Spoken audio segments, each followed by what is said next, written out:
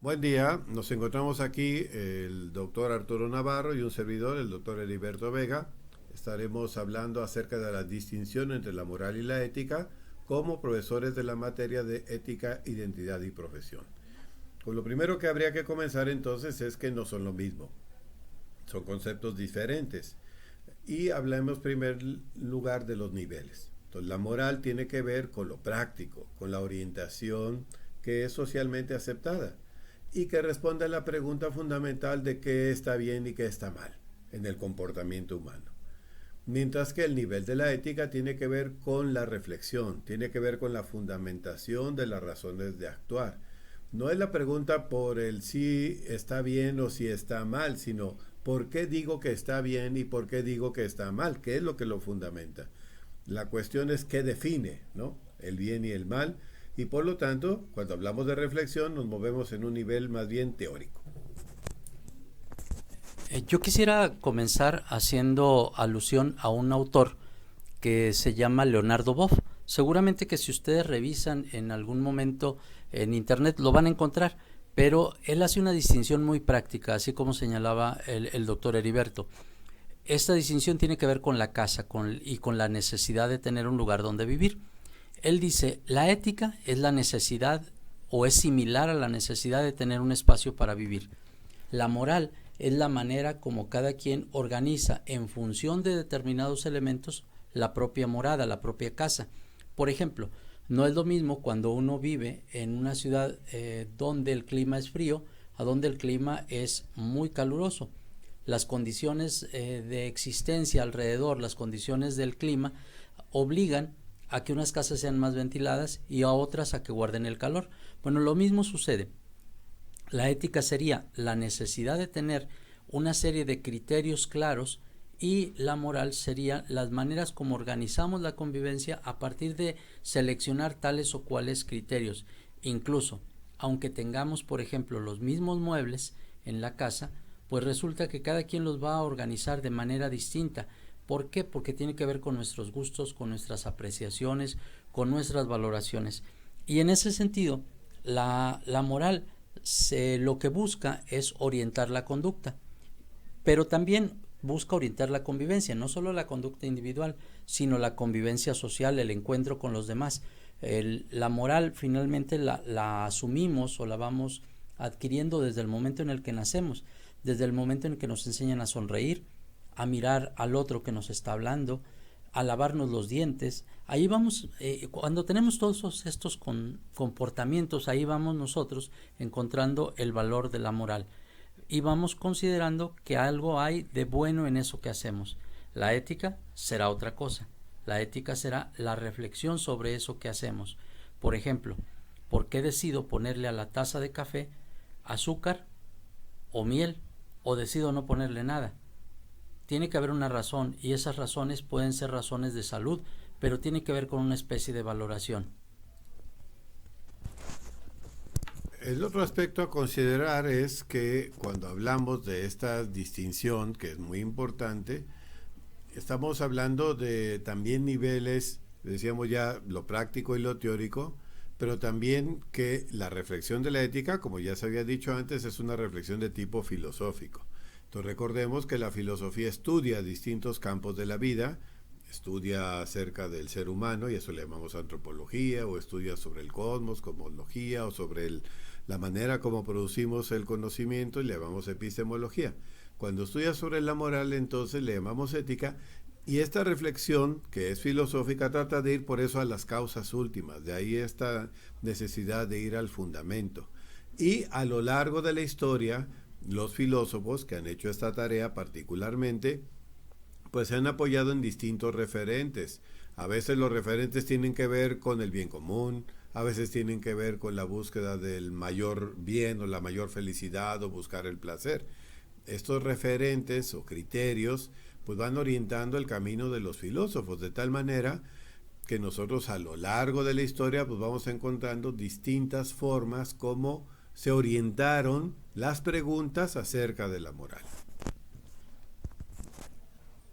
Ahora, el trabajo de la ética, como lo está señalando el doctor Heriberto, entonces, tiene una función importantísima, porque rescato una palabra que él ha señalado, tiene la intención de fundamentar el valor de las acciones o las acciones mismas, en función de algunas cuestiones. Pueden ser de nuestros ideales, pueden ser de nuestros valores, pueden ser incluso de nuestras mismas costumbres, pero reconociendo que detrás está una serie de intenciones. Es decir, aquí importa mucho también la intencionalidad con la que se realizan las acciones. Entonces la ética nos va a ayudar a pensar qué es lo que está detrás de la manera como actuamos o de las decisiones que tomamos.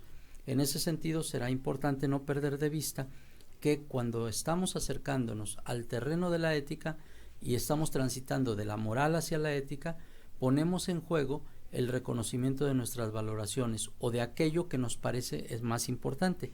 Finalmente, cuando empezamos a valorar algo, es porque reconocemos que hay algún aspecto que nos remite a un cierto bienestar. Por ejemplo, en el estudio. El estudio es una acción humana. Esto que ustedes están haciendo, tomar una clase, etcétera. Esta decisión de estudiar tiene detrás una serie de valores. Pero esos valores pueden ser unos valores o unas valoraciones o unas expresiones como muy cotidianas. Como a veces nos dicen, estudia para que tengas algo que realizar, para que tengas una serie de ingresos mejores, para que puedas ascender, para que puedas realizar mejor un trabajo, para que te realices como persona. Puede haber muchas motivaciones, pero ¿cuál es la razón última por la cual conviene o nos viene bien estudiar? ¿Cuáles serían los fundamentos del estudio? Y en el fondo también, ¿qué es aquello que es mejor estudiar y qué es aquello que eventualmente podemos pasar de largo o podemos dejar para un segundo momento? Si se fijan, los planteamientos van de un lado a otro. La ética voltea a ver a la moral para reconocer que hay algo valioso, que hay algo que conviene aclarar, y la moral voltea a ver a la ética para poder escuchar sus observaciones y eventualmente también reconocer que no siempre aquello que decidimos es lo más adecuado o que habría que aclararnos cosas. Bueno, en este sentido, tener en cuenta que, por lo tanto, no hay una sola moral. Hay muchas morales, según los grupos humanos, las sociedades en las que nosotros nos movemos o las que conocemos. No es lo mismo la moral cristiana que la moral budista o que la moral de Confucio. Es distinto, son planteamientos diferentes. Ahora, eso significa que entonces cada quien va a vivir, diríamos así, como quiera y sin que haya un cuestionamiento incluso entre una y otra cultura. No, sino que también hay referentes que hemos construido más o menos comunes, como pueden ser lo que llamamos ahora los derechos humanos. Los derechos humanos, o este planteamiento de los derechos humanos, sería una forma de cuestionar también distintas o algunas prácticas de las distintas culturas, de tal manera que nos permita también encontrar puntos en común, como llaman algunos autores, éticas en común, ¿verdad? O éticas compartidas, si quieres, que son a lo mejor en unos aspectos mínimos, ¿no? Y por eso le llamarán también ética de mínimos. Entonces, no vamos a coincidir en todo. Vamos a aprender a respetar también las diferencias, pero hay algunos elementos donde nos vamos a unir. Y quizá, por ejemplo, ahora derechos humanos sea un elemento que nos ayude a tener una cierta unidad, ciertos comportamientos que obviamente son de respeto a lo humano y a esos derechos que reconocemos que tienen todos los seres humanos. El doctor Heriberto acaba de hacer mención de una distinción que me parece importante. Dijo, no todas las morales son iguales. Es decir, encontramos una variedad, una diversidad incluso en las personas más cercanas a nosotros, en nuestros mismos familiares. Y luego aludió al comentario de las morales, por ejemplo, la moral budista, la moral cristiana o la moral taoísta. Quiero que nos fijemos en lo siguiente. Hay morales que apelan a la felicidad, que apelan a ideales muy altos, a la felicidad, a la santidad, a la perfección.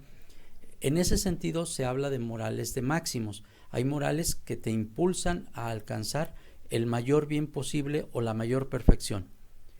Hay otras morales, como las que también señalaba el doctor Heriberto, que tratan de buscar cuáles son las condiciones mínimas para que la convivencia sea una convivencia más o menos justa. y en ese sentido se conocen como morales de mínimos. Las morales de máximos apelan a la perfección. Las morales de mínimos apelan a la convivencia, a buscar las condiciones mínimas para la convivencia. Ahí va a ser muy importante no perder de vista que en nosotros hay aspectos de morales de máximos y también aspectos de morales de mínimos. Es decir, somos una amalgama, no toda nuestra moral es igual. Somos una especie de amalgama. Cuando hablamos de determinado tema, aparecen nuestros comentarios o nuestros posicionamientos dependiendo qué es lo que consideramos más valioso, si aquello que es máximo o aquello que apenas pudiera parecer incluso para muchos despreciable, pero que es valiosísimo porque son los elementos mínimos para convivir.